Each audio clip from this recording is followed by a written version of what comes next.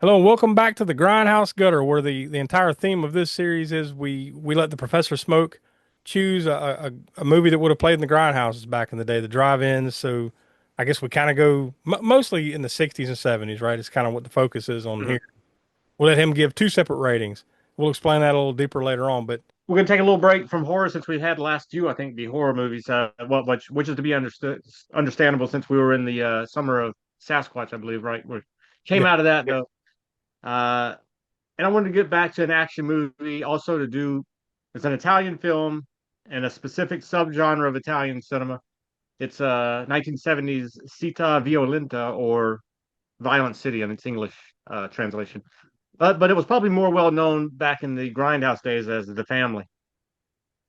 so we finally got So, some Charles Bronson yeah, it's here been a on. while. The only other Charles Bronson movie we've done is a Cannon film, but not during Cannon Fodder, I don't believe. I believe it was before we started Cannon Fodder, wasn't it? That we did 10 to midnight. Yeah, I believe it was like one of the movies that kind of inspired us to start doing Cannon Fodder on the podcast. So Could have been something. We haven't done House of Wax, right? Because that's one of his early roles. no, not the good one. Yeah, not the good one. Yes, that's right. Yes, we never. I take that back. We have done House of Wax. For some reason, we've done the shittier remake before we ever Yeah. did the original '50s House of Wax. But that's how it plays out sometimes, right? Yeah. We can't do all the good ones. We got to do some bad ones once in a while. Yeah. Unfortunately, the bad stuff rolls up every now and then too. So Yeah, yes. But this is a full really good one, I opportunity. think. Anyways, as far as this is a. I'll start right off by saying it's a. I mean, I won't say this is my top Bronson movie or anything, but I do put it up there quite a bit, maybe more than. And I don't know where it falls for your general Charles Bronson fan. Let's say I like it a lot because it's a Italian. Oh, and I didn't mention this. I did mention that it's in a specific subgenre of Italian film that's what's known as Poliziotteschi. That's one term for it, which is basically police procedural crime film, right? Another name would be spaghetti. I think spaghetti crime or something like that. Which is playing off of like spaghetti western. But these terms are all sort of derogatory terms, really. Even Poliziotteschi was a derogatory term that critics used to kind of look down their noses at movies like this, right? So, Huh. but it got picked up by fans, and now most people that like these types of movies, they're very Italian flavored and Italian made police procedurals and crime films, Poliziotteschi. It in some ways it plays out like a lot of those traditional like giallos. Like it has that kind of similar feel to it because I'm more familiar with that than I am these type of movies. I mean, I've seen some of these types of movies, but I'm more familiar with, the horror thriller The side of jail, it. yeah, which is Yeah. very, it is related because you take out the police procedural aspect and put in like murder mystery, and you have a giallo. Although there are a few, a handful that maybe cross the genres, like what have they done to Solange? That's a giallo first and foremost, but it also is a police procedural thing going on there too, sort of. So there are some that kind of blur the lines between those two subgenres. But yeah, giallo is definitely probably the one that people that aren't that like horror movies that aren't that maybe go branching out into the more other Italian cult cinema films or whatever would be more familiar with giallos because they were talking about like Deep Red by Argento or Tenebrae, etc. Mario Bava's Blood and Black Lace. All these movies that we'll eventually get to. Although I think we done an Argento. We've done Suspiria way early on, but Oh yeah. I can't remember. I can't remember if there was another one that we've done. I don't think maybe we haven't done any other. Nothing's coming to mind right away. There might have been another one somewhere in there, but we haven't done a lot of them. Yeah, and giallo in general is kind of a genre that we've only barely touched on, I think, if we've done anything. You I'm mentioned trying to think if earlier we've done that anything. another title that this movie was under was The Family. The reason for that was because when it got re-released or whatever, or maybe when it got a US release sometime later, it was they were trying to take advantage of the popularity of The Godfather. So Yeah, that's why yeah. they call it The Family. They also excised a good portion of, I think about looking it up, about 8 minutes worth, right, of Yeah. scenes that were cut out of the original Cita Violenta or Violent City to make the family. I guess I'm sure just to make it, because it was geared towards grindhouses and then of course video. So to make it more taut and just tighten it up because I forget how long it is. I didn't really look at that how long the actual full uncut Violent City is, but longer than what your average sort of crime film grindhouse movie would have been. So they probably tightened it up so they make it pace a little bit faster. Yeah, Because some of everything these, that they cut out was put back in was Italian language only because they didn't dub. They didn't bother doing the English dub for the stuff that they cut out once they had edited it down. yeah, and that's what when I was watching it, that's what happened. Like all of a sudden, it just like mid scene, it just randomly went into Italian, and I'm Yeah, almost looking yeah. around like, what did I hit? What did I hit the wrong button on the on Yeah, something? because you said you were watching it, it didn't even have the subtitles. You had to turn the No, subtitles on to go back and yeah, read the subtitles yeah, I and had stuff. to like rewind the movie and go back and put the subtitles on just to understand what they were saying because it would just randomly go into Italian. Yeah, we watched it for the second time in about, I don't know, 4 or 5 months, maybe. Last time we saw it, 4 or 5 months ago. Because we bought I think it's Kino Lorber or Kino. They put out the DVD, the Blu-ray version of it. And it's got three different versions of the movie. It's got at least three that I can think of right now. It's got the Violent City version, which is the version I think you watched, which is basically the uncut English dubbed version, except those scenes that they didn't dub and they put in with the English, with the original Italian, but with subtitles. So that's the full cut of it. And then there is also the Cita Violenta movie, which I haven't watched it yet, but I just assume it's fully Italian language, but with I would assume the same amount of scenes. Like I said, I haven't watched that version yet. By the way, this is Grindhouse Gutter, so we don't really give away spoilers and we don't go really too in depth on it. But I'm probably going to choose this movie down the road once we get a little bit of distance from this episode later on a Cult Corner. I'll probably have it as one of my options in there because there's a deep dive, a lot of deep dive you can do with this movie. Because first of all, like I said, three different cuts: Violent City, The Family, and Cita Violenta. Now, The Family, I mean, I still would want to kind of watch it just to see, even though it's the cut down version of it. I've actually a little bit, somewhat familiar with that back in the day. I rented it, I think, I believe. I remember watching it. Maybe it was on TV. Who knows? But I wouldn't have remembered it being cut and all that. And I barely remember some of the scenes in the movie from back, going back then or whatever. So I would still be interested in watching that though, just to see how that plays out, how how it plays. It might be more confusing because we were talking about that watching this movie. Some people, all Italian cinema and sometimes just European cinema of this era has a bit of a, yeah, they're very much more visual than they are about telling coherent plot lines that move in a linear fashion, as we all know from Suspiria, etc., and all those supernatural type horror films and giallos, really all of their movies and spaghetti westerns too. They all kind of have this dreamlike quality to the visuals and the narrative. So, I mean, this movie, first of all, doesn't have any dialogue for the first, what, 10 minutes or so? Oh yeah, It's all just sound and vision. yeah, yeah. Which it's fine when you're watching it, but like Yeah. I'm easily like, you know, 7, 8, 9 minutes into this, and I'm like, there hasn't been a word uttered in this thing. It's just a car chase, which is awesome, Yeah. but there's no lines of dialogue, and basically until the chase is over. Yeah. Yeah. I remember when we first bought this disc, and like I said, I haven't seen this movie. I've seen it maybe as the family way back when.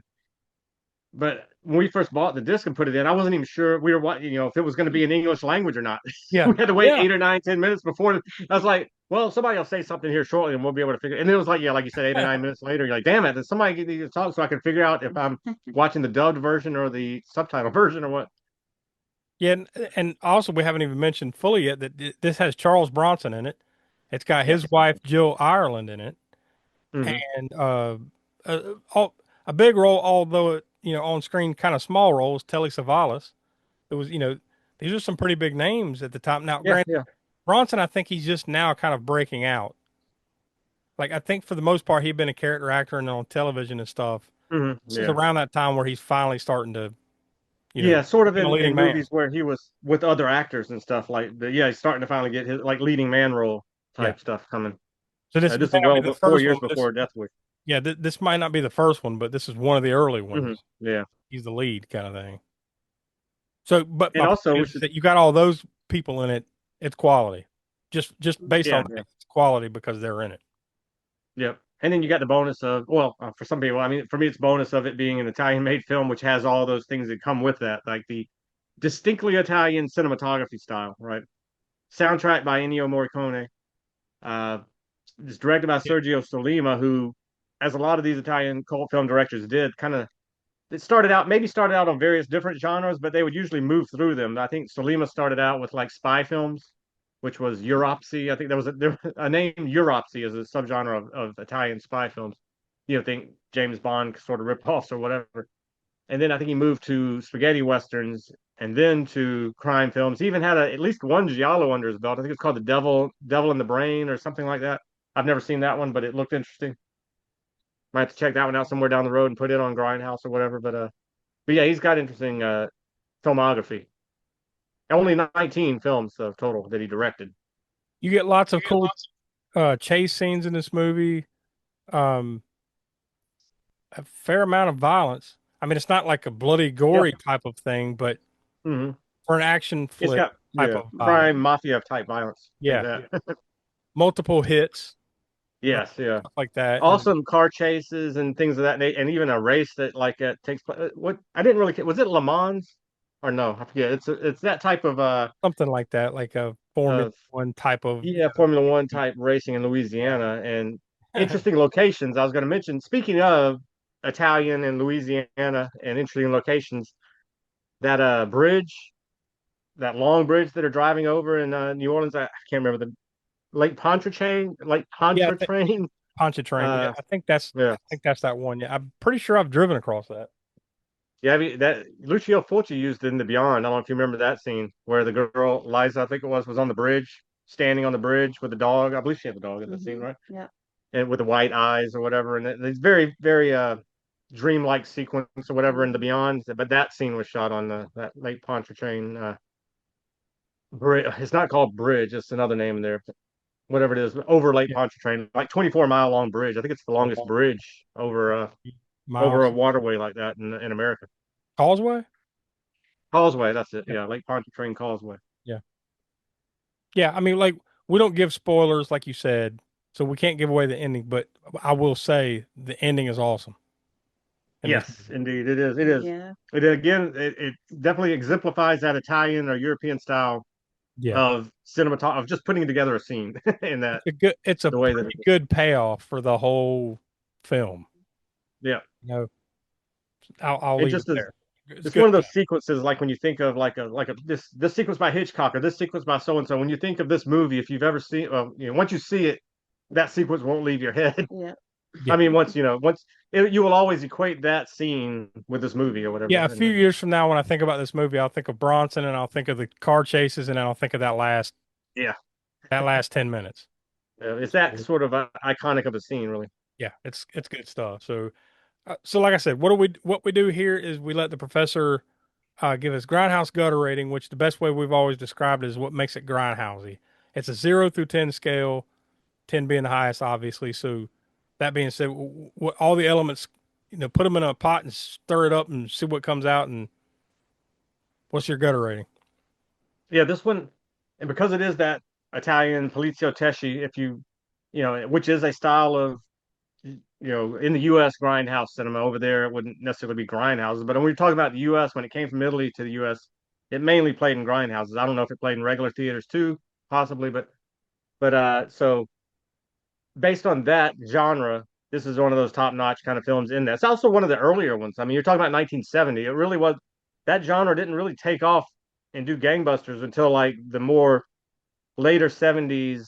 In fact, Death Wish was one of the movies and Dirty Harry and all that stuff that kind of like really got the ball rolling that influenced Italians to make more of those type of crime films, right? So this is really early on in the genre. For it being that early on, I think it's really well done. The grindhouse elements would be like when you're talking about Poliziotteschi would be car chases, and there's plenty of those, and they're done really well. Uh, Violent mafia gun battle type stuff or gunfights or whatever that there's plenty of that in here. Uh, Espionage stuff and all that. I mean, it's not a gore fest like you said, but there are plenty of bullet hits and whatnot. There's that ending scene too, just just really great. I think I'm gonna go with an 8. Like I said, it's not overly gory, but I mean, Poliziotteschi movies aren't really overly gory. There's some that are maybe more bullet riddled, blood splattery or whatever from that than this one. But this is one of those earlier on ones, and I think for being that early on, it still holds up well when it comes to the grindhouse elements. We do here, we don't do stars for your final rating, what your personal thoughts are on the movie. We Mm. don't do stars because that's too fancy for the Grindhouse. So we base this on whatever genre it is, and Well, then this unless one, we're doing martial arts movies, then we do star shurikens, right? yeah, yeah. That's totally Oh, different kind of star. But anyways, which that takes on a whole nother meaning when we just did cannon fodder with the Revenge of the Ninja, right? The oh yeah. whole other thing. Um, Overpowered ninja stars. You give out whatever genre it is. So this genre being action, you're going to give out choppas. So 0 through 5, not a star rating, your choppa rating. What do you say? I mean, I could easily give this one up. I'm not going to give it all the way to the top five, but I almost could. I mean, be personal. I'm going to try and be fair with it because this is kind of a personal favorite of mine too. Attesting that the fact that we just watched it a few months ago and I wanted to watch it again. In fact, I wanted to watch it. I didn't have time, but I would have watched it a third time with some of the commentary tracks. Hmm. Which, by the way, if you buy the Kino disc or whatever, it's got. We've had it's what episode was it that Paul was on? Oh, the 10 midnight. Yeah, 10 to midnight, right? Where Actually, I Paul think came we on. kind of had, I think we had him on around the time that we did 10 to midnight. I don't think he was on that actual episode, but we just talked about Oh, maybe it was that. Maybe Bronson. Yeah. because I remember he brought it the prop from 10 to from Yeah. 10 to Yeah. midnight on Yeah. that Yeah. Yeah. Because we were episode. just Yeah, talking about Bronson with him and then yeah. maybe a book or something that he had wrote or Yeah, was he's writing written something. two books, Bronson and Yeah. Bronson's Loose Again. And I'm talking about Paul Talbot, So it was and more he's just like got a a conversation about Charles Bronson and yeah. Cannon Films at the time, because that was That's about the right. time we were starting Cannon Fodder. Yeah. That's right. That's what it was. Yeah, and he has a commentary track on this disc as well. I didn't get a chance to. I didn't have time before this episode to do that. But by the time like I said, I'm going to choose it somewhere down the road for Colt Corner, and we'll do a deep dive on it, and I'll do all that. Maybe we can get Paul back on the show for that Yeah. too. Yeah, absolutely. But yeah, as far as rating, I'm going to go at least with I'm going to go with a 4. Yeah, I'm not going to argue it. I mean, this is the first time I'd ever sat down and watched it, and I enjoyed it. Yeah, I think it's solid. It's solid for all the way around for a Charles Bronson movie, for a Poliziotteschi subgenre film, for a Grindhouse movie, all that. I think It it fits does the have bill that, pretty good. like you said earlier, it does have that little bit of disjointed thing that can happen in some of these Italian flicks, but Yeah, you can work definitely. your way past that. It's a good quality flick, so Yeah. we all recommend it. So go check it out. So next month, October, that means we got to do something Halloween, something scary, something horror for sure, right? So, which is hmm our bread and butter here in the All American Spook Show. So with that in mind, what are you bringing to us? Well, it must be the season of the witch, right? As the Donovan song goes. So Do it. I'm going to Go do ahead. just that. It's a movie called Season of the Witch by George Romero from 1972, and I don't know if any of y'all have seen it, but I've actually it's a Romero film. Romero's one of my favorite directors, or has been since childhood and stuff. But it's one of his that I haven't seen yet, so I'll be looking forward to that. If I have seen it, it was in one ear and out the other. I don't remember it. So pretty much a Yeah, first watch for all of us. I remember the VHS. Like I said, we talked about this off air, and I remember passing by the VHS many times. It was a Thor and clamshell case, from what I remember, and I Yeah. just never, for whatever reason, just didn't never rented it back then. So or There picked it up on DVD since. Season of the Witch. Go check it out and come back next month because it'll be full on spooky season here on the Spook Show, right here on the YouTube channel, and of course on the All American Spook Show podcast, which comes out every Monday at 6 p.m. East. We're going to be wall to wall coming up here real soon with lots of cool. Uh, I think I mean, we're not going with an official theme, but we're really going to be leaning in on the Halloween stuff Oh yeah. this October. So that's kind of our outlying theme of everything that we're doing here. So you want to stay tuned to aaspookshow.com and check out everything else we got here on the channel, including Hammer Horror and Order and Video Vortex. So thanks for watching.